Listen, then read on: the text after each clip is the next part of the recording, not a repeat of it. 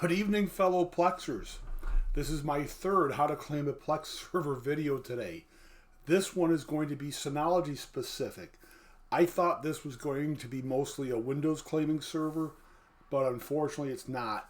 I've had, let me see here. I'm on my YouTube Studio page on my other monitor, and in just a short time I've had 134 views to my first How to Claim a Plex server video tonight. And since I filmed the second one, I've had two different Synology NAS users chime in. One's a brand new user and the other one I'm not sure. So we're going to do something Synology specific. And I have a test Plex server running on my older Synology NAS as a package. And I have one running on my newer Synology NAS as a Docker container. Right there. So we'll do each type of Plex servers. So what we need to start off with is, let me just refresh a little bit. Gentleman named Paul something said, hey Albert, I have reset my Plex password and signed out of all devices. Now I don't see my server. I have a Synology NAS, a DS218 Plus with two Western Digital Red 6 terabyte drives. I'm new to Plex, so I don't really understand your video. Can you tell me how to fix this? And the other gentleman or lady says, hi Albert, thanks for the vid, really clear. I followed the steps, but when I look in my settings, I don't have general with the attention icon. I have my username and account, online media sources, authorized devices, etc. But then it goes to Plex Web, which has general, debug, and player. If I look in authorized devices, my NAS, a Synology DS920 Plus, is still there. And that's where you host Plex. Do I need to remove it from authorized devices? And then it should show up as unclaimed. No, the answer is no. You don't need to do that. So let's talk about this just a little bit. I would like both of you to reboot your Synology NAS units. I think it's right here, and I think I'll show my admin name if I click on it, but just restart your NAS if you haven't done it. And if you haven't rebooted your Ethernet equipment, ISP equipment, whether you use their router or modem router combo or ONT combo, just restart everything. If you use their modem or their ONT and your router, restart that too. So once everything's back up, you'll both need to verify this and get a scratch pad going. Doesn't need to be much, just get a scratch pad going. So you're both going to start in Control Panel, and both of my Synology units are running the latest DSM 7.2.2 gobbledygook update. So you're going to start in Control Panel, and then you're going to find Network, which is under Connectivity, second icon, and then you'll click on the Network Interface tab. Now, depending on the model you have, you'll have multiple ports or maybe just one. It'll be the connected one. I'm going to see if I can right-click and copy. Well, I don't think I can. Let me highlight it and use Control C, see if I can copy that and get it in my notepad, which I did. Now let's do the same thing for the newer Synology NAS, a DS1520 Plus. Go to Control Panel, go to Network, Network Interface tab, and this may not be LAN 1. They're not always labeled the greatest on the back of the Synology NAS. You may have your Ethernet cable plugged into LAN 3 or 4. But it will say connected, and it will be the only one that has the local IP address. These are not local IP addresses. So again, I'm going to it's clumsy, and you can type this by hand, but I'm going to do Control C and add a few spaces and paste it into my notepad. Okay, that's easy. So let's do the Synology NAS that has Plex running as a package. So if I go to Package Center and click into it, we see that it's running. If I choose Open, it's going to use my Quick Connect address. It's a little problematic, but if you want to try to break into my server, my NAS, I dare you. So I'll connect to the site, and my web browser is already pre-signing me into my Plex web account at the direct IP address. And if I click my user profile and type my PIN, I am right in. But I've already been signed in. That's not either of your issues. So while I'm here, I'm going to click the wrench for the settings, and I'm going to make sure I'm on the right server. I have multiple test servers running. I have a test server running in a container on this Ubuntu desktop, which is right here. I have Unraid loaded up on my Ugreen NAS as a test. Here's a Docker container running on the other Synology NAS, and someplace here, Walker63-DS1019 package. This is the one we want to remove from my Plex account. I'm going to click Remove. Now, the one gentleman asked if they needed to go to Authorized Devices and remove it here. You don't need to. So we won't do it here, but on the other one we will do it. So this is no longer associated with my Plex account, and I'm just going to hit home to get off from this direct IP address login. Let me go to the web app and I'll refresh. Now this is available anywhere in the world if your Plex server has remote access established. So we see the Windows server that I was using for a video just before this. We see my main server. We see the test server running on this Ubuntu desktop in a container. We see my Unraid test server running on a Ugreen NAS. This one is not available. And we see the Docker container of Plex running on my newer Synology NAS, but the package on the older Synology NAS is missing. So that's the web app. So we're going to go into Synology DSM and into Container Manager and into Container, and there's no option to bring up the web interface from this interface here. Even if I switch to Portainer to manage this container, I can't bring it up. Again, I'm giving away my Quick Connect address, but just, I've got two-factor up the wazoo, so if you feel like a challenge, go ahead and try to get in. I don't know what to say. My videos aren't that popular. All right, so let's go to the notepad here, or whatever it is. And we'll go to this article. Just search Plex localhost. Localhost can be one or two words. The first option is going to be opening the Plex app. This is where you get your formula to add your IP address in. You can never use a localhost address like a Windows Plex server uses on a remote server like on a Synology NAS or any NAS in your home. You need to use this formula. So I'm going to Control-C that to copy it. I'll bring my notepad back in, and I will paste that below each of these direct IP addresses. I'm just going to steal this. Control-X to cut it, and I'm going to paste it in place of server.local.ip.address. That's how I'll claim the older Synology NAS running as a package for Plex. I'm sorry. I screwed this up.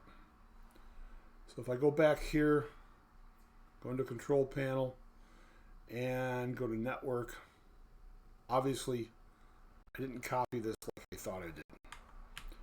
It ends in 9.5. Let's see if we got that now. Yes.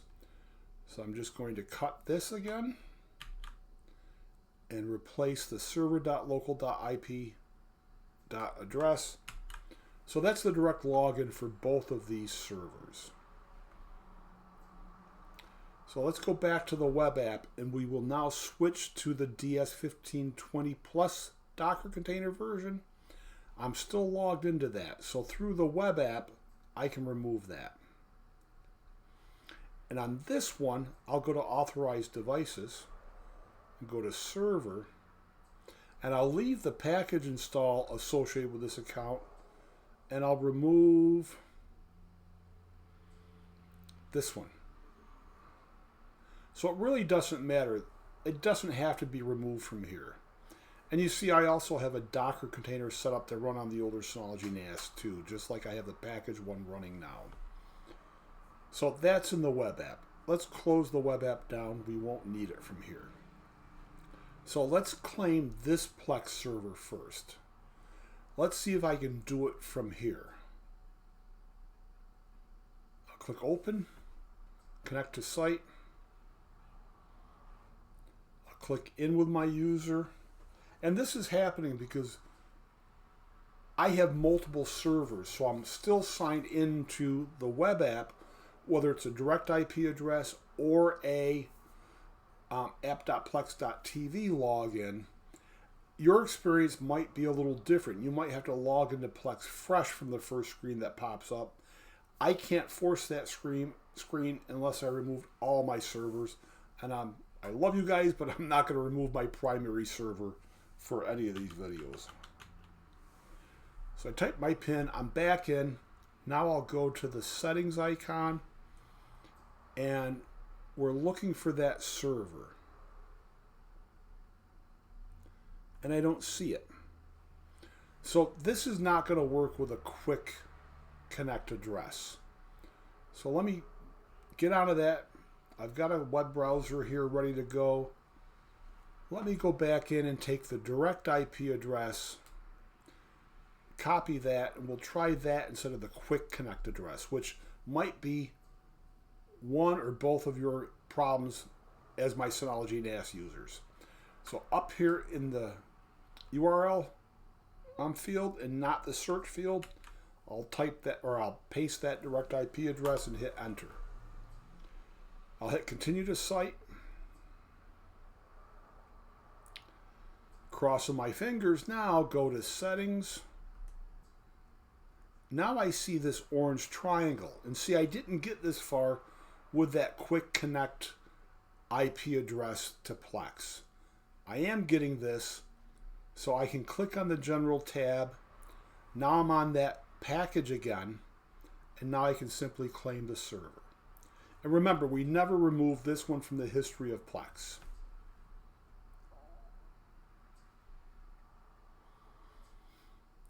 It takes about 20 or 25 seconds.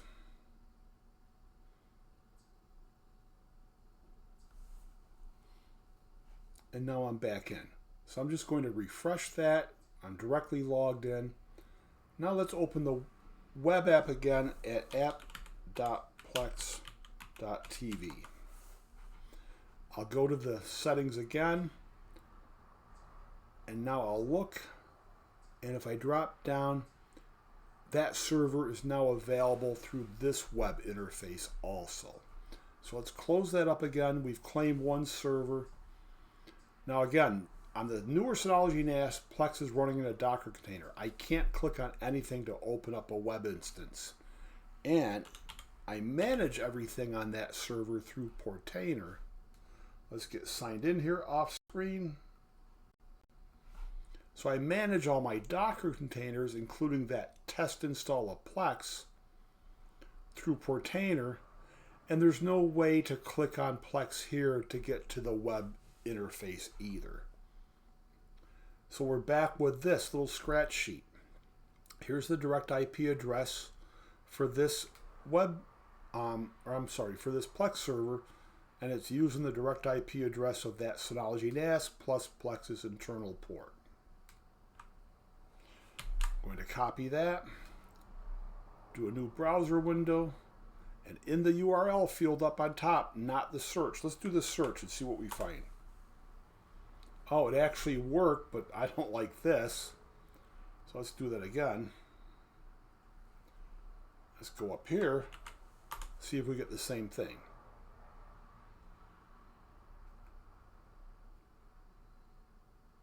This is a little bit different. So these are the pin sources. Let's finish setup. Now this is a good sign to see all these triangles. It means I'm into that server, but I haven't claimed it. So I will go to the the settings icon, the wrench again. And again, I see this triangle under general. So if I click the general tab, it briefly flashed that I had an unclaimed server. Now I've got the correct server name again, and this is the one I removed from the history of Plex. So if we go back up to, because I'm not signed in, I'm not seeing the history option. So I'll simply sign in, and right now it does not have remote access, but Plex will remember that it did and use the same port number. Now I have to sign in and make sure you're using the correct email address. I have an alternate Plex user account at a different email address, and sometimes I might see something different depending what I've done last in a video. I'm going to sign in.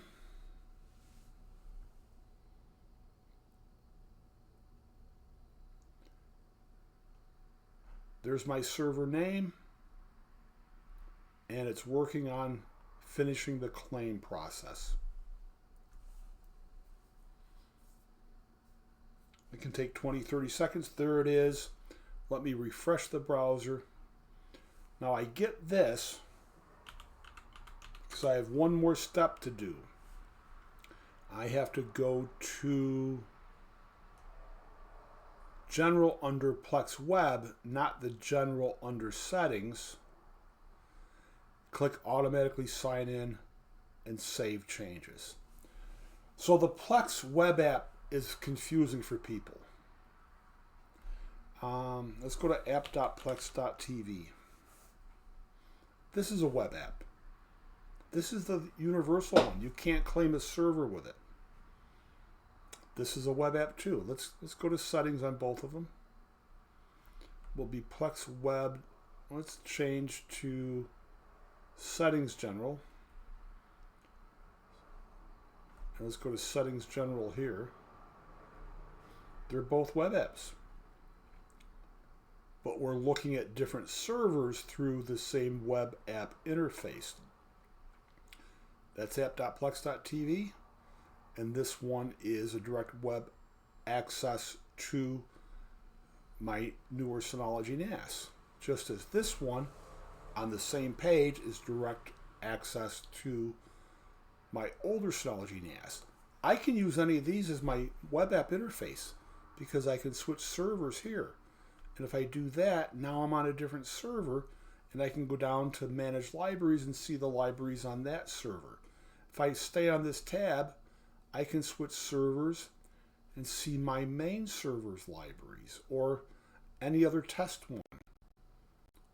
The container running on this Ubuntu install. So it's one interface, and that can be confusing for people. And it's also multiple servers through the same interface, multiple URLs to get to the web app if you're running multiple servers. It all leads to the same place, which can be confusing. And worse yet, there's an actual computer program called, I forget, Plex keeps changing the name.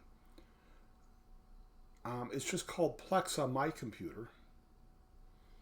But it's another version of the web app. I can do all the same things here, but I can't claim the server. And I think that's what I'll end on, showing you how to get that, just in case you want it. It has a great player engine if you like the web app interface. I think the HTPC client app is better to use on a Windows or a Mac or a Linux computer like I'm using. So let's search HTPC Plex. Oh, actually, I don't want that. I want Plex downloads.